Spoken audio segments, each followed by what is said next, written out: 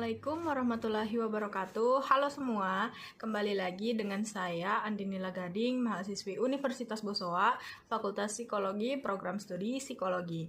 Nah, pada video kali ini saya akan menjelaskan materi menjadi mahasiswa yang respect, cerdas, suka menolong, ekologis, dan tangguh.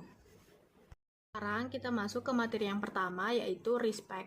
Respect adalah sikap dan tindakan yang mendorong dirinya untuk menghasilkan sesuatu yang berguna bagi masyarakat, mengakui dan menghormati keberhasilan orang lain. Respect berarti perhatian bahwa orang lain harus tumbuh dan jangan terkekang sebagaimana dirinya sendiri.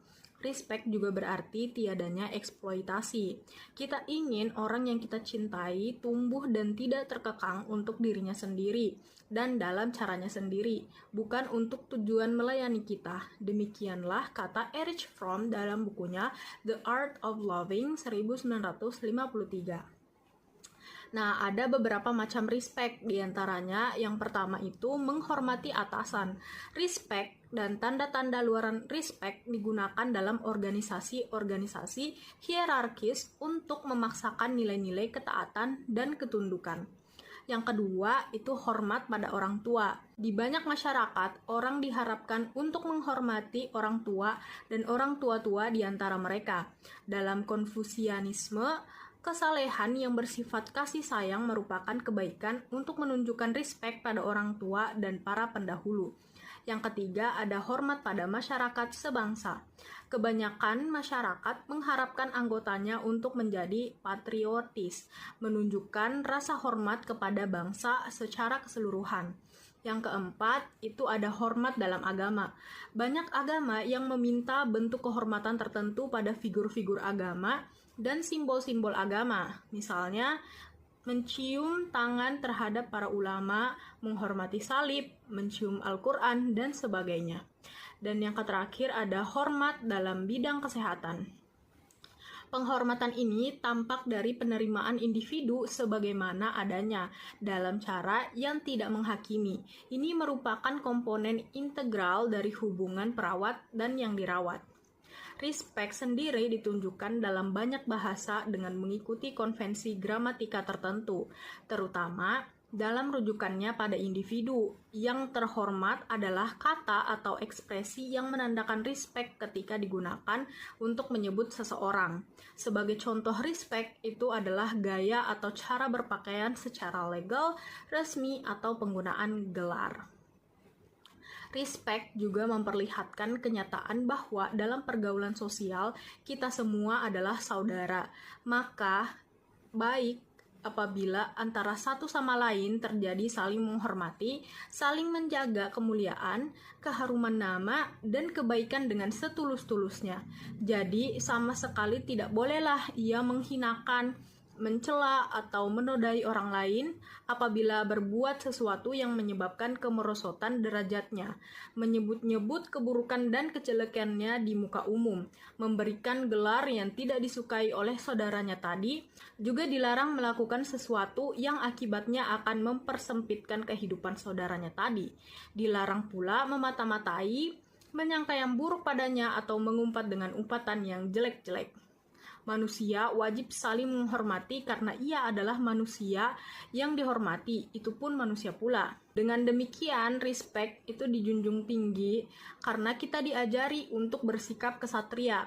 Kita bangga apabila kita menang dan kita menyerah dan menghormati yang menang apabila kita kalah. Tetapi semuanya harus bersifat wajar, tidak berlebih-lebihan sehingga menyebabkan orang lain tersinggung.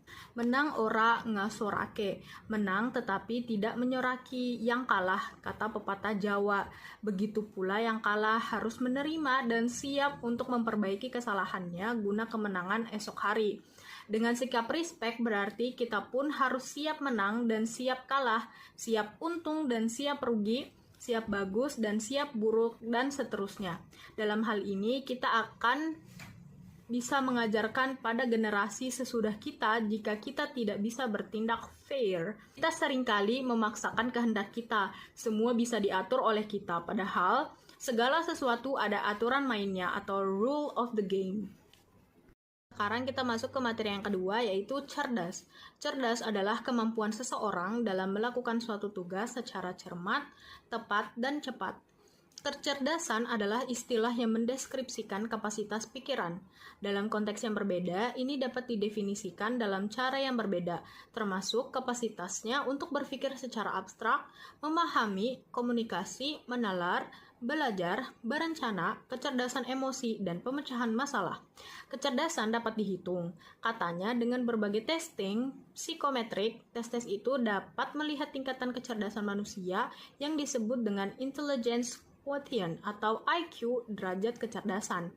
Ada 10 kemampuan dasar yang biasanya diukur dalam tes IQ yang biasa disebut faktor inteligensi umum atau General Intelligence Factor yang biasa disingkat G.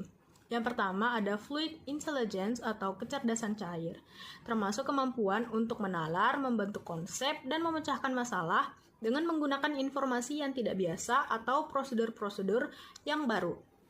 Yang kedua ada Crystallized Intelligence atau kecerdasan kristal, termasuk luas dan dalamnya pengetahuan, kemampuan mengkomunikasikan pengetahuan, dan kemampuan untuk menalar dengan menggunakan pengalaman atau prosedur yang telah biasa dilakukan sebelumnya.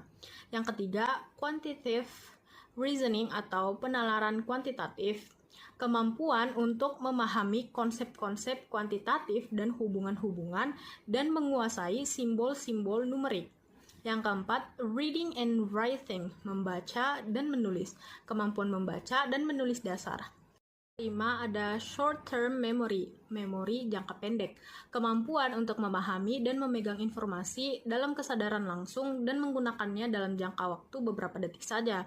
Yang keenam, long term storage and retrieval, atau penyimpanan dan pengingatan kembali dalam jangka panjang. Kemampuan untuk menyimpan informasi dan mengingatnya kembali kemudian dalam proses berpikir. Yang ketujuh ada visual processing, pemrosesan visual, kemampuan untuk mempersepsi, menganalisis, mensintesis, dan berpikir dengan pola-pola visual, termasuk kemampuan untuk menyimpan dan mengingat kembali representasi visual. Yang kedelapan, auditory processing, pemrosesan auditif, kemampuan untuk menganalisis, mensintesis, dan membedakan rangsangan pendengaran, termasuk kemampuan untuk memproses dan membedakan suara yang kemudian direpresentasikan dalam kondisi-kondisi lain. Yang kesembilan ada processing speed atau kecepatan proses, kemampuan untuk melaksanakan tugas kognitif secara otomatis, terutama ketika di bawah tekanan untuk tetap fokus. Biasanya berlangsung dalam 2-3 menit. Dan yang terakhir ada decision atau reaction time atau speed, keputusan atau reaksi waktu, kemampuan untuk bereaksi atas rangsangan atau tugas dengan kecepatan detik. Robert Sternberg 1985 mengajukan teori 3 tingkatan inteligensi atau Theory of Intelligence untuk memberikan deskripsi yang lebih komprehensif atas kompetensi intelektual daripada sekedar teori kognitif tradisional biasa. Yang pertama, inteligensi analisis, mengandung proses mental yang melaluinya inteligensi dapat terekspresikan. Yang kedua, inteligensi kreatif, yaitu ketika individu dikonfrontasikan dengan tantangan yang hampir baru atau ketika individu berurusan dengan mengotomatiskan pelaksanaan tugas. Dan yang terakhir, inteligensi praktis, yaitu bahwa kecerdasan itu terikat pada lingkungan sosial budaya tertentu dan melibatkan adaptasi atas lingkungan untuk memaksimalkan kecocokannya dengan konteks. Kecerdasan emosi atau emotional intelligence adalah kemampuan, keahlian, dan kemahiran untuk mengidentifikasi, memiliki, dan mengontrol emosi seseorang, orang lain, ataupun kelompok. Nah, kecerdasan emosi ini seringkali lebih praktis daripada kecerdasan inteligensi. Seringkali orang percaya bahwa orang-orang yang mempunyai kecerdasan tinggi atau bakat yang kreatif adalah orang yang lebih baik atau lebih pandai daripada orang yang tidak mempunyai sifat-sifat tersebut. Padahal, walaupun beberapa orang mempunyai keahlian yang superior dalam satu bidang maupun banyak bidang, tidak berarti orang tersebut superior. Tiap orang mempunyai keterbatasan, kegelisahan, dan kekurangannya tersendiri. Selanjutnya masuk ke materi yang ketiga, yaitu suka menolong. Suka menolong adalah sikap dan tindakan yang selalu berupaya membantu orang lain. Menolong adalah kesediaan memberikan bantuan. Secara sadar, orang mulai memberikan bantuan dari gerak hatinya. Kemudian bantuan itu diberikan dalam bentuk apa saja yang memang diperlukan orang yang mau ditolong, baik dalam bentuk ucapan, perbuatan, ide, maupun barang. Dengan demikian, menolong itu bukan bersifat kontrak, ia bersifat personal dari orang ke orang, dari hati ke hati. Maka cukup sulit mendapat pertolongan di suatu masyarakat yang hubungan personalnya kurang solid atau terlalu renggang. Menolong juga dikaitkan dengan sikap bersahabat, karena menolong berarti hendak menjadi kawan, bukan menjadi musuh. Ada beberapa alasan mengapa orang melakukan tindakan pertolongan. Pertama, itu teori ongkos hasil.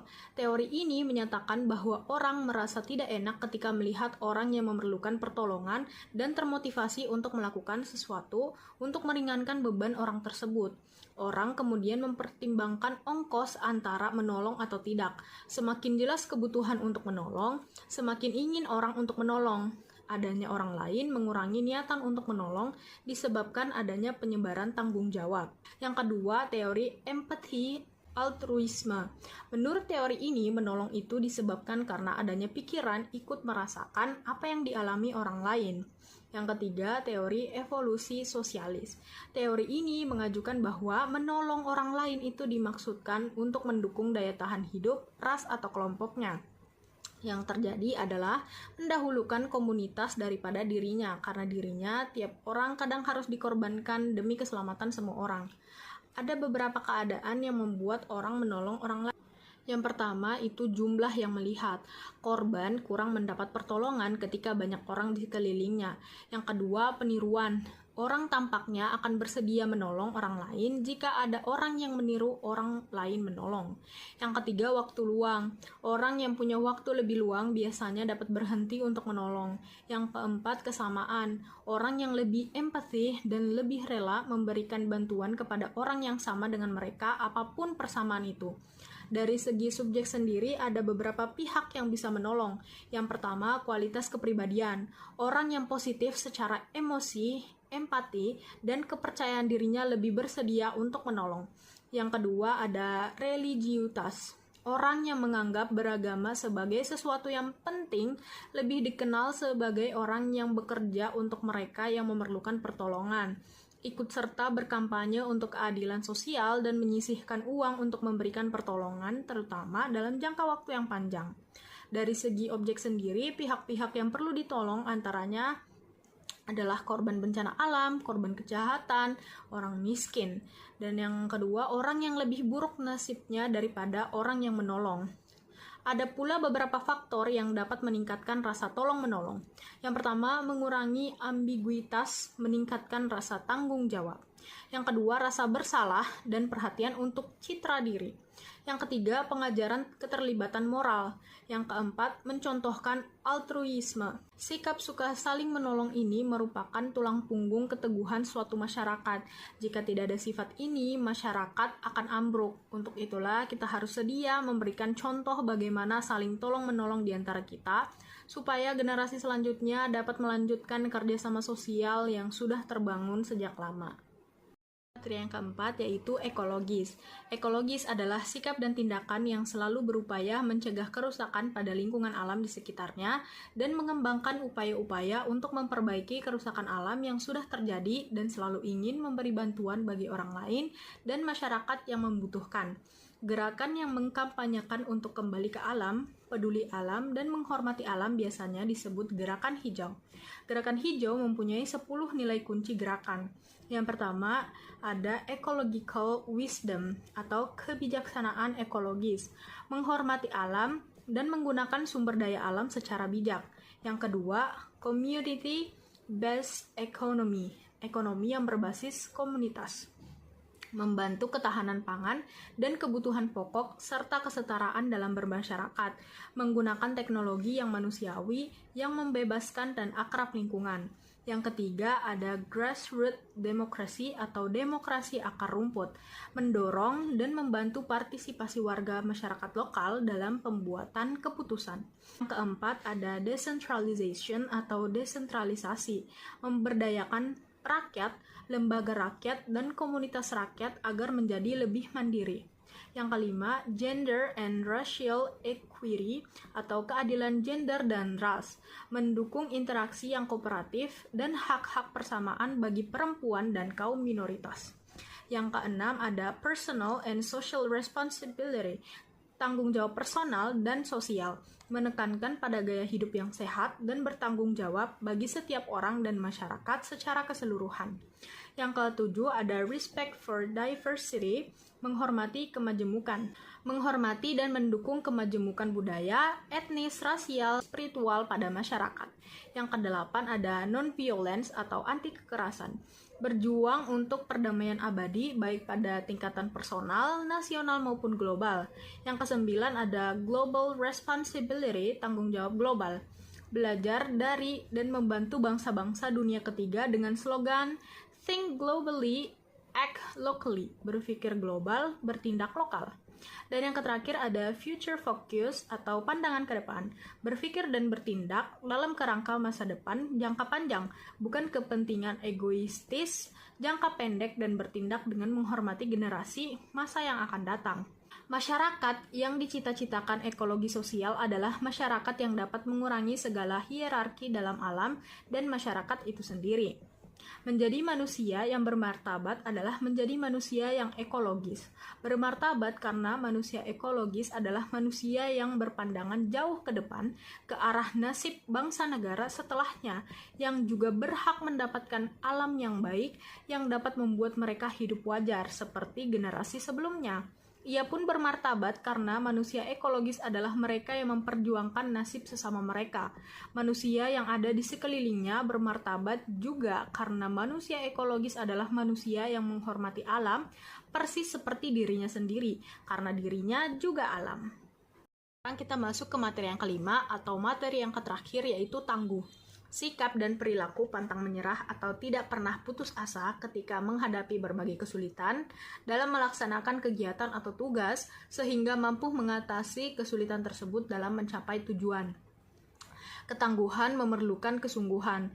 Pernyataannya mengatakan bahwa hidup ini adalah persoalan sungguh-sungguh memang benar, dan bahwa hidup ini bukan enak-enakan juga benar. Hidup ini memerlukan kebaktian, ketekunan, rasa tanggung jawab, dan sifat-sifat lainnya. Akan tetapi, ini tak berarti bahwa kita harus bersikap murung, sedih, dan suram. Sebaliknya, justru karena hidup ini sungguh-sungguh, kita harus membuka diri terhadap segala keceriaan dan kegembiraan yang bisa diberikannya.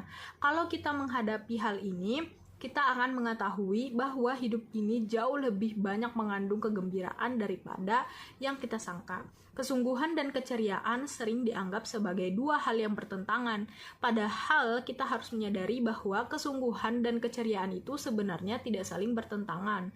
Keduanya bisa bersahabat dalam banyak hal. Keceriaan dan kebahagiaan itu muncul dari kesungguhan.